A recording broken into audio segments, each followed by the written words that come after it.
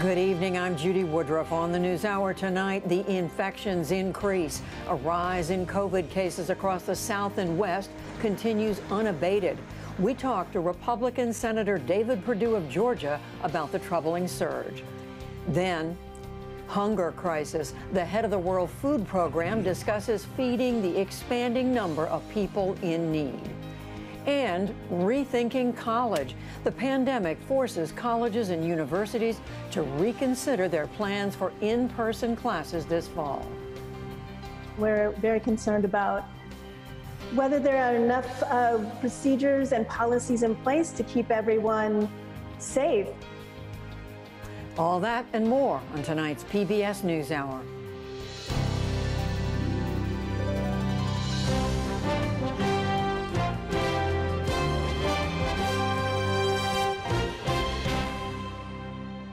Major funding for the PBS NewsHour has been provided by... Since our beginning, our business has been people and their financial well-being. That mission gives us purpose and a way forward, today and always.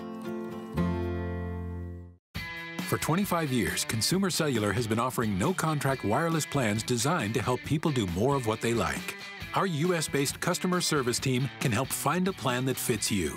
To learn more, visit consumercellular.tv. Johnson & Johnson.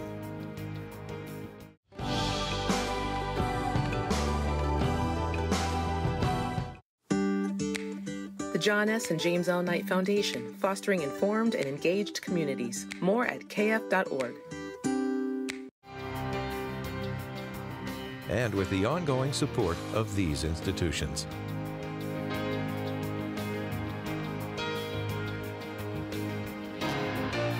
This program was made possible by the Corporation for Public Broadcasting and by contributions to your PBS station from viewers like you. Thank you. COVID-19 infections and deaths are still climbing tonight in much of the nation.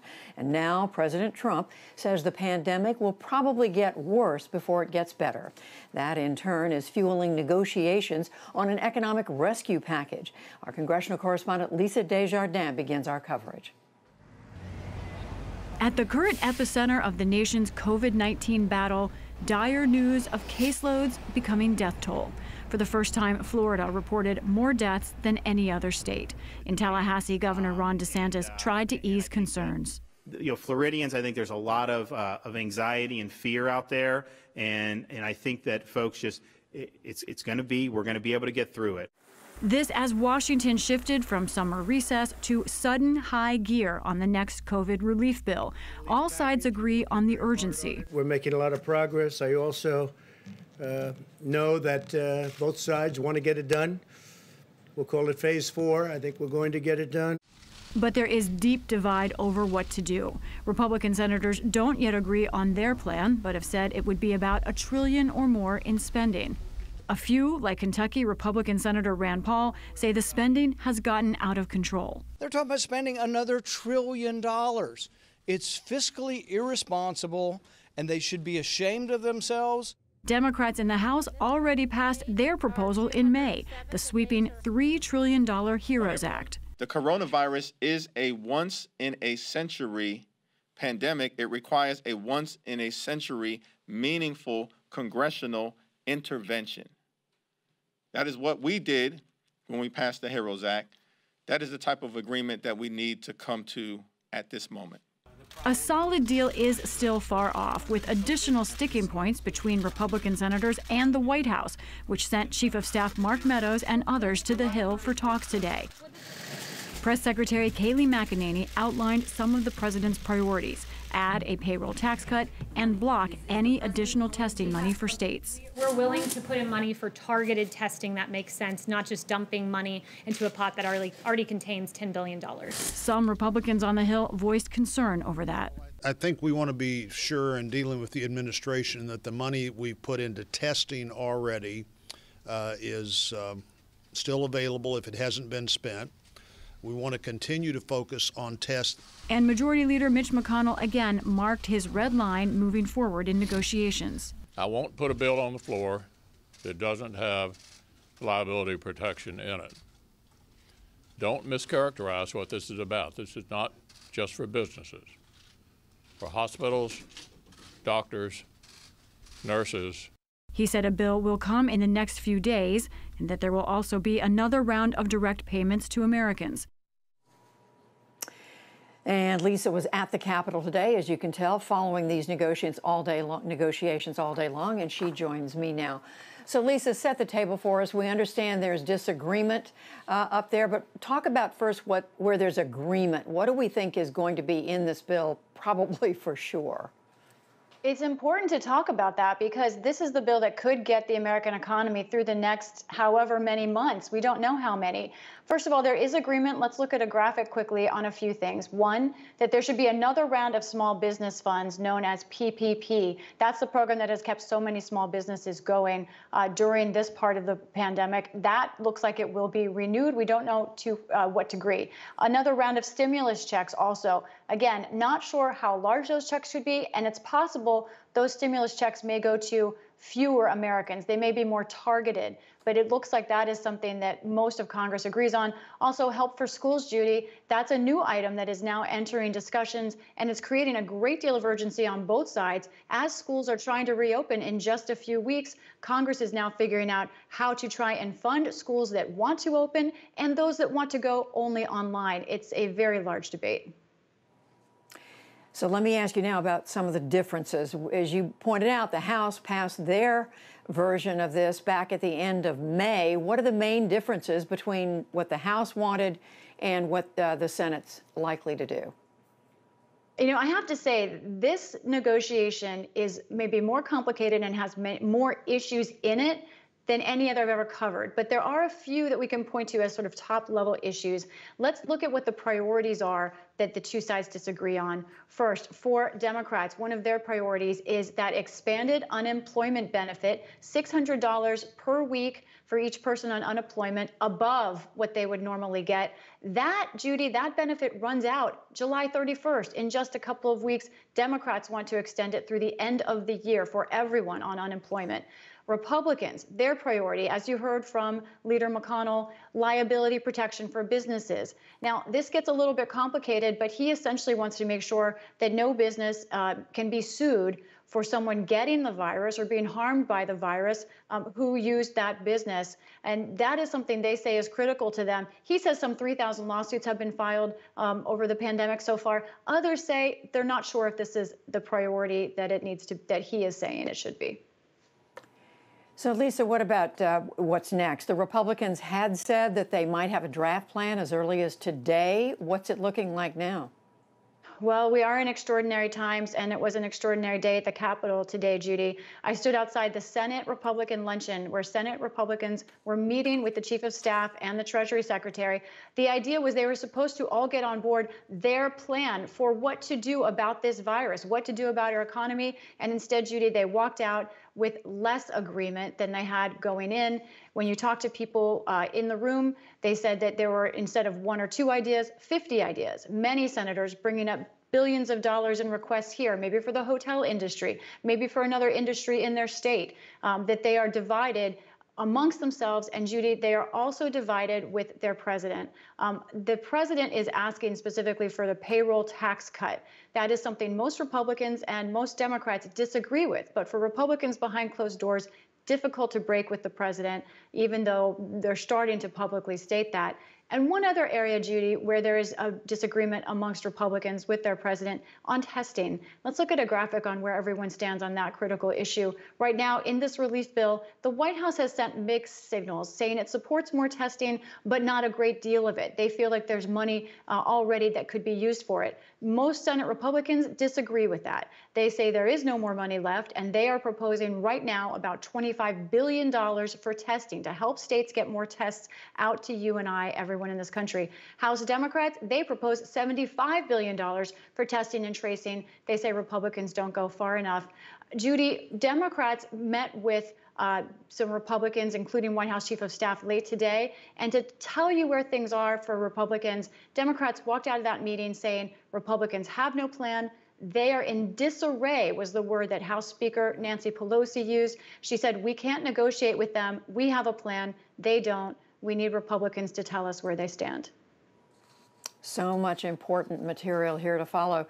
Lisa, so given all this, when can Americans look for something final to come out? Well, this is all part of the legislative process, of course. We've been through dramatic ups and downs like this on many issues. But, Judy, the deadline that many are watching is that July 31st deadline for unemployment benefits to end. That is when millions of Americans will see $600 less per week. That could affect things like rent immediately in August. Also, Judy, schools planning to reopen in those first weeks of August are waiting for money. They're saying to Congress that they need at least some guidance on what's going to happen. Congress had hoped to act by the end of next week. Now, because of the Republicans still seeming to form their plan, I have to say it looks like early August is when I think we could see this whole package get through Congress. But who knows? Things change day to day. Well, a lot of people watching this very, very closely. Lisa Desjardins, we thank you. You're welcome. And we will speak to a leading Republican lawmaker in just a moment. But first, let's hear from some of the people who stand to be affected by the legislation that Congress is considering. Two of the major sticking points that Lisa just mentioned, extending unemployment benefits beyond the end of the month and protecting businesses from COVID-related lawsuits. Those are at the top of many minds. So I own a small taproom-focused brewery just outside of Atlanta in Avondale Estates, Georgia. And we've been open just a year now, so it's been quite an interesting year going through a pandemic. We have not been able to hire people to come and work in the kitchen because they are making more money now with the additional $600 that's coming from the federal government than they were making previously, so they don't have an incentive to come to work. And they are happy to stay at home while they're able to collect this paycheck versus looking for employment. I currently live in Louisville, Kentucky. I actually had a full-time and a part-time job. I worked in the hotel industry as my part-time job and in the healthcare industry as a payroll team supervisor when I became furloughed as of May 2nd. To simply stereotype us as being that we all are sitting at home and we just want to collect a check and eat bonbons, that is not right. There are some people that are getting paid more. I can't speak for them, but for me, my check, the extra $600 is comparable to what I was getting paid prior to being furloughed and laid off. So the $600, I'm not sitting at home getting paid extra. I wish that was the case, but I'm not. And I would love to go back to a job and be more stable. I own and am the general manager of Locadoro Restaurant, an Italian restaurant in Austin, Texas. We need access to more jobs. We need grants and or loans. We need tax rebates and tax credits. Liability protection puts no money in my pocket, puts no money in my employees' pockets, does not create any work for our restaurant or for the people who work in our restaurant. And I know that Senator McConnell has said he will not pass anything that doesn't include liability protection. And if he's going to sacrifice all of the things that all the small businesses in this country need to be able to make it through this reduced revenue, reduced capacity world to protect employers who are taking risks, that is a wildly misplaced priority. I think having some stated protections would help any business. And in particular, as a small business owner, I can't imagine how I would defend a case if a staff member did try to sue us because they had contracted the virus while working. So yeah, I would definitely be in favor of seeing some sort of liability protection put in place for businesses. Obviously with the stipulation that the business was following the current guidelines. As we can hear, and we appreciate everyone who contributed to that. Thank you, all four of you. And as we've been hearing, all eyes are now on the Congress and what it's going to do about COVID relief. So we turn to Republican Senator David Perdue of Georgia. Senator, thank you so much for joining us. We just heard reporting from our Lisa Desjardins about disagreement still among members of the Senate, among Senate Republicans about what to do. Speaker Pelosi, Senator Schumer say Republicans are in disarray. Are you in disarray? Well, I listened to most of that report, and I love Lisa, but that was pretty much a gross misrepresentation of what happened in that room today. Go back and look at the first CARES Act, the different components that we've had there, Judy. I mean, $2.9 trillion. And by the way, only about $2 trillion of that has been fully allocated. We still have almost $1 trillion yet to flow into the economy. There are several key points right now. We want to see how that has been received and how it has impacted the business world and also our hospitals and schools. We produced 7 million new jobs between the last half of May and the month of June. The economy is beginning to open up again. We need to follow the protocols, and what we're talking about right now are the priorities to support not only the opening of our businesses, but also the reopening of our schools, more help for our hospitals. But what we don't want to do is turn this into a binary conversation between liability protection and bailing out our most financially troubled states. So you're going to see this plan roll out. Leader McConnell talked about parts of it today, $105 billion he talked about today for education, and there'll be some other things coming in the next few days. So you're saying in the next few days, but let me just ask you. I mean, you know the House voted its plan out, $3 trillion at the end of May. Yeah. You're still debating this in the Senate. It's almost the end of July. Why is it that the Senate hasn't been able to come together with the majority Republicans? Judy, I just said that the reason that we purposely did this, we said it back then when we talked about it a month ago, we want to see how this first round of CARES Act, the $2.9 trillion, is impacting not only the economy, but our schools and our hospitals and so forth. We're beginning to have a better vision of that right now, but we still, like I said, we have almost $1 trillion that has not flowed through the economy yet.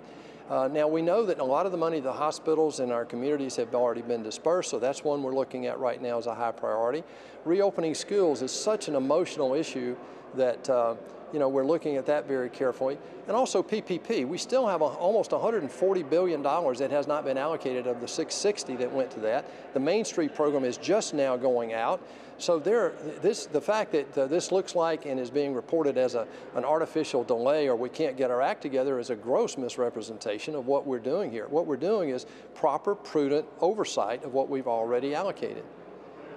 Well, what about something that is about to run out, and that is unemployment benefits, including additional benefits of up to $600 a week. Those run out at the end of July. That's 10 days from now. Where does that stand?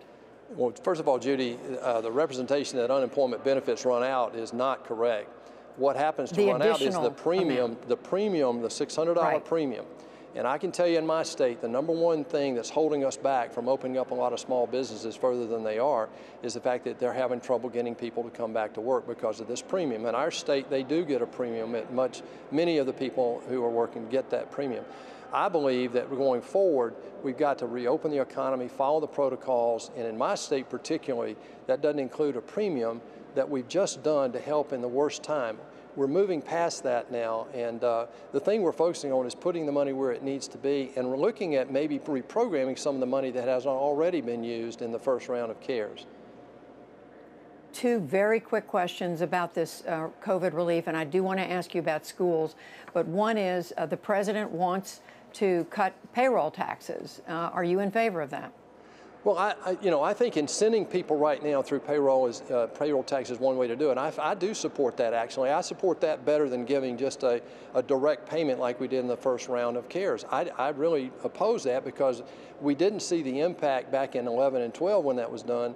But this thing of incenting people through the tax structure, I do support. As a business guy, I think that does work. It needs to be targeted, it needs to be short-term, and it needs to be focused on the immediate needs of the next few months. I want to ask you about your proposal on schools, K through 12 schools, to help them come up with the best plan for reopening. As you know, a number of teachers are saying they are concerned about the rush to reopen. How much does your plan take into consideration the needs of teachers? I know both of your parents were teachers. Well, thank you, Judy. Yeah, this is very sensitive to me. I know it's a tough decision by local administrators. I believe the best decision is made by the local parent, teacher, and administrators, and so does President Trump. And that's why he's pushing this down to the state level. Look, we know this is a very emotional thing. I've just been on the phone with superintendents and principals today talking about this for our state. And what we're really trying to do in my act is give them some help. Right now we have about $105 billion coming in this next round potentially for K through 12 and also our colleges. In K through 12 though, if we're opening the economy and these working parents are going back to work, we've got to find a way to safely take care of the education of our children. About half the schools, so far many schools are doing a hybrid program right now until they get more clarity, but more testing, PPE, integration with healthcare, getting a database to know what's going on in those schools, and getting a summary of best practices. These are all things that makes common sense to try to help these administrators make good decisions about protecting our kids and, oh, by the way, the families they go home to. Many of the largest school districts in the state of Georgia are saying they are not going to go back, start the fall semester with in-person classes. Are they making a mistake? Well, I certainly couldn't judge that, Judy. I don't think anybody can. I trust the local administrator and parents and teachers to make those decisions, and it's going to vary county by county. We talked to several superintendents today, and they all have a little different formula about how they're doing it. I don't want it politicized, and I don't think it's being politicized right now in many of those counties. These people are trying to make an earnest and thoughtful decision. The priority is protecting our children and their families, and also reopen the economy and make sure that we don't have these kids lose significant portions of this year in terms of education. Look, this full court press we're making on regimen treatments and a vaccine are all integrated into this effort to open the economy, get our schools moving again, and get us back to some sort of normalcy here as soon as possible. Very quick final question. You mentioned testing in schools. Some members of your Republican colleagues think there should be more money spent on testing. What do you think? Well, we were told today by Secretary of Treasury that right now we've got plenty of money that's available to do that. I do not resist spending more money on testing. Look, we've got two groups out there, two control groups, the U.S. military and our essential workers. The military is following General Order Number 1 right now, which is a biohazard protocol, and we know it works. Their infection rate and the infection rate of essential workers is a little bit lower than the rest of us who've been sheltering in place. So I believe in more testing, whatever it takes. We've been told the money is there. If it's not, we'll appropriate more money for it. Senator David Perdue of Georgia, thank you very much for talking with us. Thanks, Judy.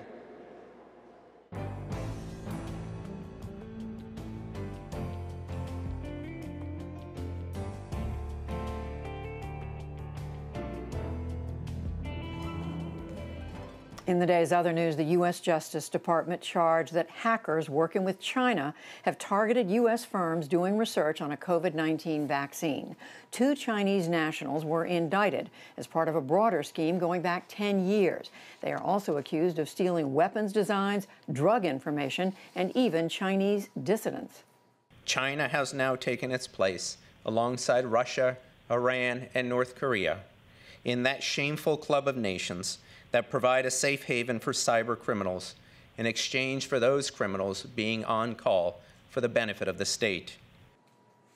These are the first criminal charges involving attempts to steal COVID vaccine data, but they are mainly symbolic. The Chinese suspects remain at large, and federal officials concede they are not likely to be arrested. The European Union approved a plan today worth $2.1 trillion to help member states through the pandemic recession. After a marathon 4-day meeting in Germany, the bloc's strongest nations agreed to share the debt. Weaker states will get grants that do not have to be repaid. The package must still be ratified by all 27 EU members. In Ohio, the Speaker of the State House, Republican Larry Householder, and 4 of his associates have been arrested in a $60 million bribery scheme. Federal prosecutors say that an unnamed company paid them to push through a $1 billion bailout for 2 nuclear power plants. The bailout added new fees to every electricity bill in the state. President Trump's threat to send federal agents to Chicago and other cities is still reverberating tonight. He says big cities with Democratic mayors have let protests turn violent. And Acting Secretary of Homeland Security Chad Wolf vowed today that, quote, "we will not retreat." But New York Mayor Bill de Blasio said the city will fight back if it comes to that. This president blusters and bluffs and says he's going to do things, and they never materialize on a regular basis. So first, we should not overrate his statements. They are so often not true. Second, if he tried to do it, it would only create more problems. It would backfire. It wouldn't make us safer, and we would immediately take action in court to stop it. Federal agents are already in Portland, Oregon, and last night they fired tear gas at protesters who pulled down fencing at the federal courthouse. Meanwhile, the U.S. House of Representatives approved a defense policy bill that would drop Confederate names from military bases. President Trump has threatened a veto over that provision. The president is also trying to block the 2020 census from counting people who are in the U.S. illegally. He signed a memorandum today that says they should be excluded. The U.S. Supreme Court already blocked efforts to add a citizenship question to the census. Opponents of today's move say that they will go to court again. The Democratic presidential nominee-to-be, Joe Biden, has rolled out another big piece of his economic recovery plan. He called today for spending $775 billion over 10 years on elderly care, preschool programs, and other priorities. He said that it would create 3 million jobs and that President Trump has no plan of his own. For all his bluster about his expertise on the economy, he's unable to explain how it will actually help working families hit the hardest. You know, he's quit on you, and he's quit on this country.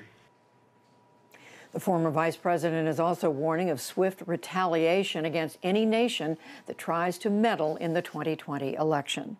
In Britain, a committee of parliament reports that the government largely ignored possible Russian interference in the Brexit referendum.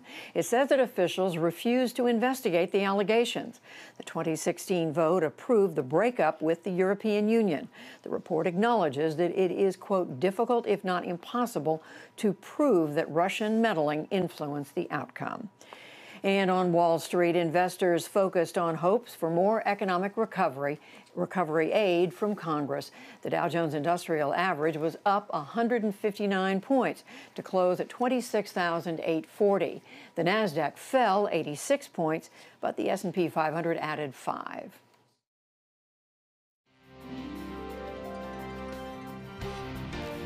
This is the PBS NewsHour from WETA Studios in Washington and in the West from the Walter Cronkite School of Journalism at Arizona State University. As the pandemic tears across the globe, the toll exacted in lives lost and ruin grows by the day. But for those already in need, the hungry and starving, COVID-19 is accelerating their nightmares. Here's Amna Nawaz with the head of a global agency on a mission to help. The World Food Program is warning that by the end of this year, it could have to feed the most people in the agency's history, nearly 140 million. That's 40 million more than they expected pre-COVID. In a new report, it warns that COVID-19 has exacerbated already existing crises like climate change and displacement from war. To help keep up with the increased need, the WFP is calling on developed nations to provide $5 billion over the next 6 months. David Beasley is the WFP's executive director, and he joins me now from South Carolina, where he was once governor. David Beasley, welcome back to the NewsHour. Thanks for making the time. And we should remind people, even before the pandemic, you were warning world leaders there was a coming disaster. That 2020 could be the worst humanitarian crisis since World War II. We're more than halfway through 2020 now. What can you say the effect of the pandemic has been on world hunger? Well, you're exactly right. Before COVID hit the scene, I was telling world leaders that 2020 was going to be your worst humanitarian crisis disaster since World War II. And many of the leaders were like, wow. And I began to break it down from Yemen to Syria to Lebanon to the desert locust to the Sahel and Sudan and Ethiopia and DRC. And let me keep going. So we had seen literally in the last couple of years. And I'm not talking about people going to bed hungry. I'm talking about people that are on the brink of starvation. That number has gone from 80 million to 135 million people as of last year. That's pre-COVID. Now with COVID, And we were feeding about 100 million people last year. Now with COVID, we're looking at the people going from, on the brink of starvation, going from 135 million to 270 million people around the world. Help us understand a little bit about what exactly is unfolding on the ground. You've continued to travel in recent weeks as safely as you can to see those WFP operations on the ground. What are you seeing? What does that sort of people on the brink of starvation look like on the ground? Well, it was already pretty bad in many locations like Yemen, devastation from years of war, and as well as Syria. Then you have economic collapse inside Lebanon. So we were seeing a hunger rate just spiking in these regions with the pricing of food and the unavailability of food, and the list goes on. But let me just give you a good example. Take Ethiopia, a very sizable nation with a lot of poverty, a lot of hunger, but COVID has just dynamically impacted on top of Desert Locust, which was already devastating certain parts of that country. Well, you wouldn't think about it, but Ethiopia, 50% of their export revenues is tourism. That is completely shot and gone. Well, another major part of their economy is remittances from their families, friends, and loved ones that live and work, let's say, in the United States. That's gone. And I could keep going from country to country. Nigeria, 94% of their export revenues is oil. Oil prices have tanked. Compound that with Boko Haram and militancy, the Sahel. And so as you start breaking it down country by country, and then now understanding like in the Caribbean and the Central America, we're coming into the hurricane and cyclone season. We're into the lean season in South Sudan now, which means flooding and droughts already on top of a very desperate situation. And so the numbers are beginning to spike. We're seeing economic deterioration. We're seeing supply chain disruption. You remember just a few months ago in the United States, people were panicking just trying to get toilet paper. You can imagine if that happens in one of the most sophisticated supply chain systems in the world, what do you think's happening in Chad or DRC or Somalia? Just imagine the disruption of the availability of food. And these people don't have a pantry full of food. They live literally day to day from hand to mouth. And so if you do a lockdown in an area, it is devastating. So if we're not there with a safety net program for people in this situation, you're talking about mass starvation, you're talking about potential of mass migration, and or you're also talking about destabilization, political unrest, violence in an extraordinary way. So the cost will be a lot more than it will if we come in and address it on the front end. You mentioned those supply chain disruptions. Of course, people are seeing that around the world, but you rely on those. Getting the food in means you have the planes to fly them in, that you have healthy workers on the ground to move the supplies. You've got trucks to drive them around and deliver them. Every supply chain has been disrupted. Have yours, even if you get the money coming in now, can you get it where it needs to go? Yes, in fact, this is a significant and very serious issue. We've got the supply chain system to move our food, and we're doing that very well.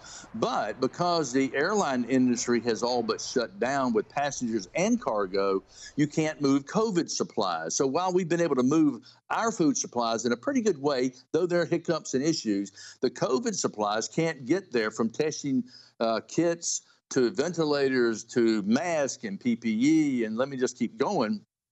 Well, we are picking up that logistics service. So we are now the logistics humanitarian backbone for the entire United Nations systems, from WHO, UNICEF, UNHCR, IOM, et cetera, and all the NGOs. And if we don't have the money for that, and that's money that WFP needs to help all agencies around the world. It is critical that we have that money, and we have it now. And quite frankly, we run out of that money in about 3 weeks. David Beasley, you're asking for billions of dollars to help keep those tens of millions of people from starvation. The U.S. is facing a deep recession. Economies around the world are contracting. How do you convince world leaders right now that this is something they need to invest and turn their resources towards? You know, the response so far has been amazing. Quite frankly, it's been shocking. In the United States Senate and the House, I've been talking with Republicans and Democrats, and though they're fighting on everything, when it comes to food aid and international foreign support and these types of issues, because they understand it's in the national security interest of the American people. But many countries are strapped.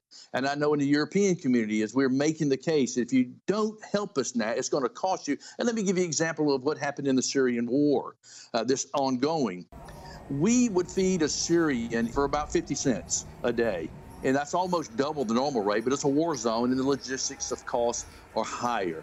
That same Syrian who does not want to leave Syria, but if they don't have food and any degree of peace, they'll do what any mom and dad would do. They will get their children to a place where they can feed their family. So if that family ends up in Berlin or Brussels, it's not 50 cents a day. The humanitarian support package is 50 to 100 euros per day. So it's 100 times the normal cost. And quite frankly, when we feed about 100 million people, we survey people all the time. They don't want to leave home. They really want to be in their home area. It doesn't matter whether it's Guatemala or whether it's in Nigeria or whether it's in Syria. People generally don't want to leave home. And so if we're there for them with a safety net program in this time of crisis, I believe we can avert famine, we can avert mass migration and destabilization. But we need the money, not next year, but we need it right now. It's a crisis on top of another crisis. That is David Beasley, Executive Director of the World Food Program. Thank you so much for your time. Thank you.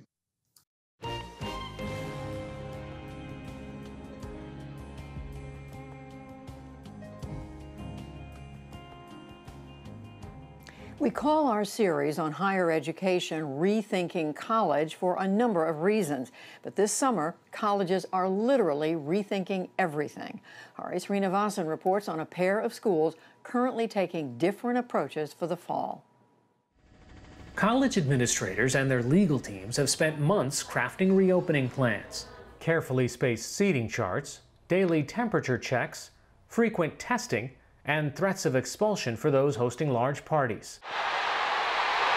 Full stadiums cheering for the home team this fall? Unlikely. But most of America's higher ed institutions are pushing ahead with plans for some form of in-person instruction.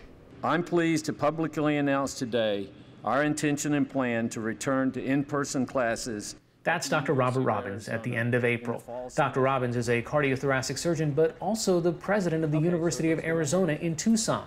The public university typically enrolls about 44,000 students. It has been promoting its test, trace, and treat plan and a high-profile reopening task force led by former U.S. Surgeon General Richard Carmona, who is a longtime faculty member. Make no mistake, the cases and deaths are still increasing. But last week, during a virtual briefing, Dr. Carmona and Dr. Robbins raised serious concerns about the huge spike in Arizona's COVID-19 cases and indicated current plans to offer a mix of in-person and remote learning may have to change. How many in-person interactions are we going to have? It may be zero. I spoke with Dr. Robbins soon after that briefing. I'm very, very concerned about having our university open. Certainly today, we wouldn't do it. What's the level of responsibility that the university has, right? I'm a parent right now. I'm about to send rising sophomore, freshman to your campus. They get sick or worse.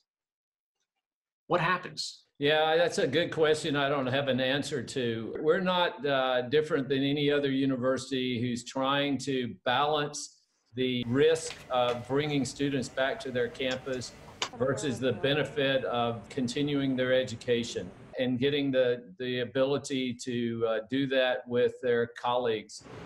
The university says nearly 70 on campus have tested positive for the coronavirus since testing began in March. Dr. Robbins hopes as many as half of the faculty will voluntarily return to in-person instruction. But some staff who keep the university running have less flexibility to remain at home. Those and other concerns are causing some on campus to push back on reopening plans. We're very concerned about whether there are enough procedures and policies in place to keep everyone safe. Journalism Associate Professor Celeste Gonzalez de Bustamante says a small group she represents, the Coalition for Academic Justice, did a survey that showed most of faculty, staff, and grad students who responded were uncomfortable returning to campus. Many faculty are older, which puts them at greater risk for serious complications from COVID.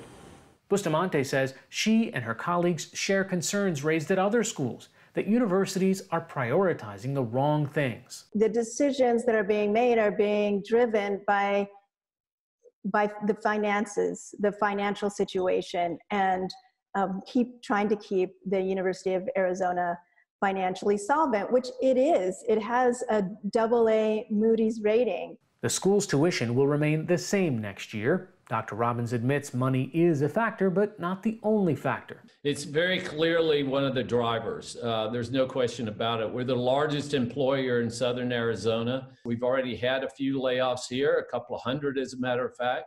And so the economics of things drive it, but not primarily.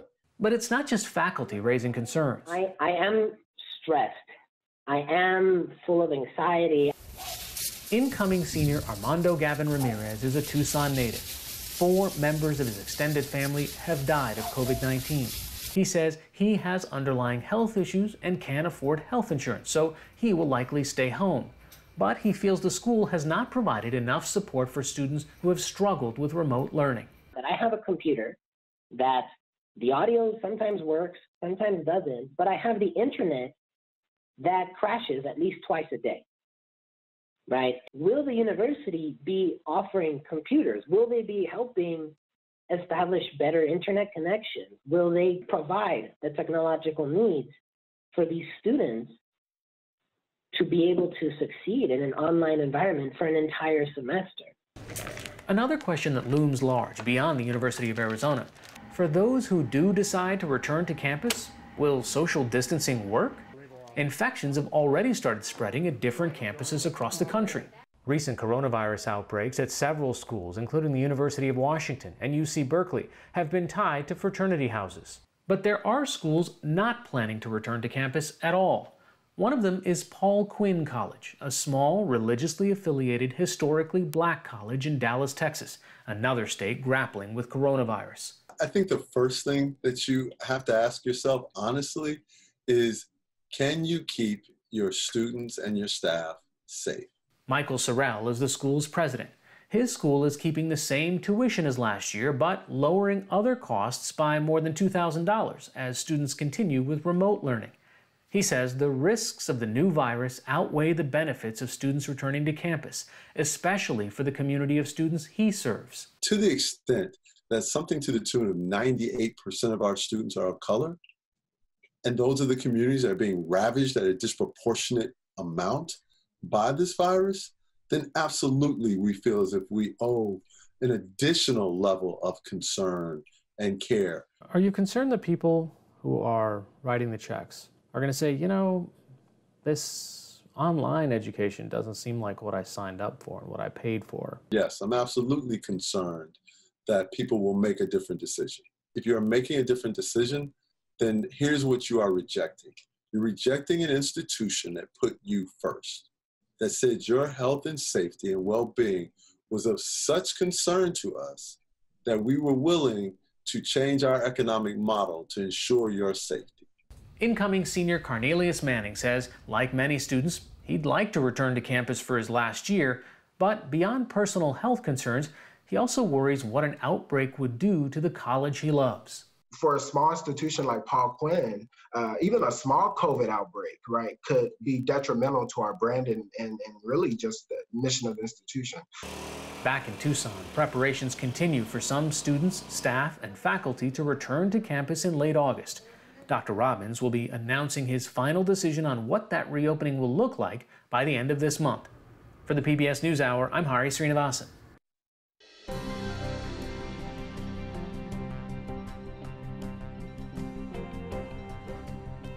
We turn now to President Trump's agenda. He returned to the lectern in the White House press room this evening to give a COVID update. Here now are Yamiche Alcindor. So Yamiche, I know you were watching and listening. What is the news from what the president said? Well, the president held a briefing that was filled with mixed messaging. He had a stark warning about the virus, but he also was sharing some misleading information. So the president said that things are going to get far worse before they get better, which is a stark change because he has been downplaying the virus, saying that it would disappear. But he said that with using notes. And minutes later, without notes, he said, actually, it will disappear. And there's no evidence, Judy, that that will happen. Another thing is the president did an about face when it came to facial coverings. Here's what he said specifically on the issue of facial coverings. We're asking everybody that when you are not able to socially distance, wear a mask, get a mask. Whether you like the mask or not, they have an impact, they'll have an effect, and we need everything we can get. Think about patriotism. Maybe it helps. It helps. Now, we have experts that have said in the recent past that masks aren't necessarily good to wear. You know that. But now they've changed their mind. If they change their mind, that's good enough for me. So I wear it when appropriate. Now, the president is right that health officials, including Dr. Anthony Fauci, has changed. At first, they were saying don't use facial coverings. Now they're saying are. But the important thing is that the president was slower than his health officials to adopt the idea of wearing masks. And as a result, he only wore masks in public a few weeks ago. The other thing to note is that the president said that governors don't need anything, when in fact our reporting at PBS NewsHour shows that governors specifically asked Vice President Mike Pence for equipment and testing issues. They also want resources to try to open up schools more safely. Now, separately, Yamiche, another issue, we've been reporting on the Trump administration sending federal agents into Portland, Oregon to deal with protests there and some violence. What are you learning about that tonight? There's been a lot of backlash that the Department of Homeland Security is receiving because they've been sending federal agents into Portland, Oregon.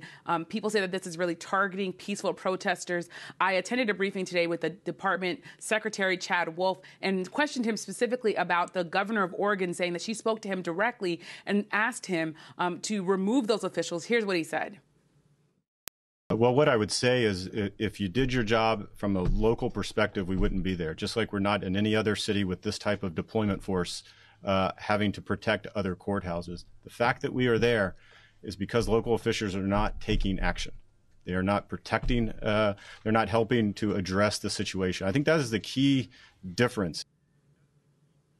So there you hear him saying that the governor and local officials are not doing their jobs. He says that federal officials are protecting federal buildings, and specifically the courthouse there. But there are a lot of people who say that this is really a violation of the law and the Constitution here. The other thing to note is that he was defending officers not having their names on their uniforms, as well as using unmarked cards. He said that that's really being done to protect the officers. But there are a lot of people saying that that is not the behavior that should be happening on U.S. soil when it comes to largely peaceful protests.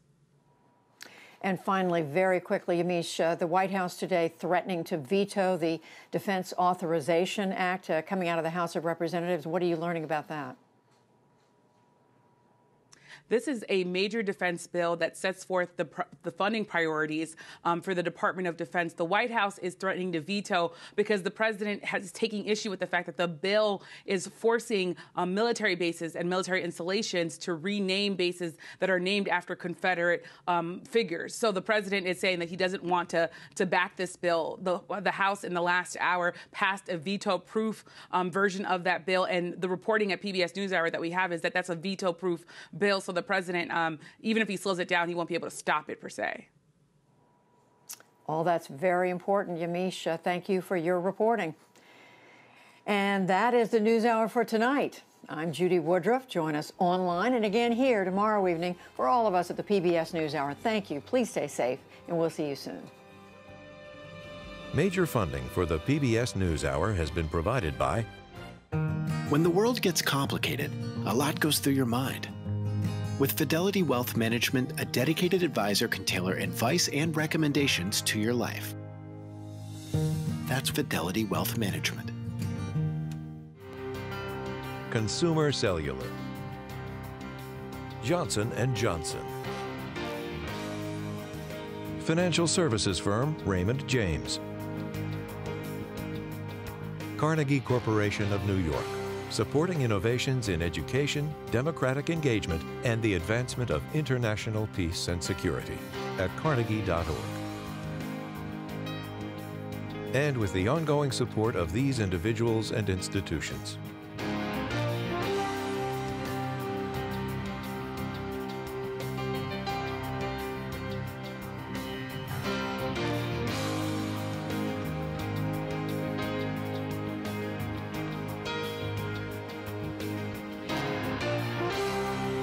This program was made possible by the Corporation for Public Broadcasting and by contributions to your PBS station from viewers like you. Thank you.